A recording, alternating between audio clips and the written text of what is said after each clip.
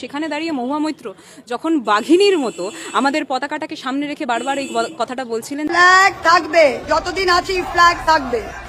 যতদিন আছি ফ্ল্যাগ থাকবে। দেখে নাও তৃণমূল কংগ্রেস কর্মীরা, যে আমাদের পতাকাটা সেখানেই থাকবে, এখানেই থাকবে, আর এই বানরের দল তারা শুধুমাত্র এই নাচন কোদনি করে যাবে। তখন একটা জিনিস বারবার মনে হচ্ছিল যে যারা নারী সুরক্ষার কথা বলেছে তারা যখন আজকে সরকারে, তারা তো এই কথাটা বলেছিল, কিন্তু তাদের সরকার চলাকালীন আমরা সকলে জানি যে 12টা রেপের ঘটনা ঘটে গেছে, কিন্তু সেটা নিয়ে কিন্তু তারা মৌনব্রত পালন করছে, কোনো বক্তব্যই তারা রাখতে পারছে না। শুধুমাত্র সেটা কেন, তার পাশাপাশি বিভিন্ন ক্ষেত্রে আমরা দেখেছি যে যখন প্রধানমন্ত্রী প্রথম এসেছিলেন, যখন আমাদের ইলেকশন চলছিল, ঠিক সেই সময় প্রধানমন্ত্রীর বক্তব্যর পরবর্তীতে হঠাৎ করে কি হলো, শশী পাজার বাড়িতে আক্রমণ করা হলো। আর এখন দেখতে পাচ্ছি মহুয়া মৈত্র যেখানে সকলকে নিয়ে মিটিং করছে, সেই মহুয়া মৈত্রকে টার্গেট করে বিভিন্ন ডিম, টমেটো আর যা সব পত্র রয়েছে সেগুলো দিয়ে তার পরবর্তীতে তাদেরকে আহ্বান দেখিয়ে তারা নিজস্ব বিপ্লবী সাজার চেষ্টা করছে।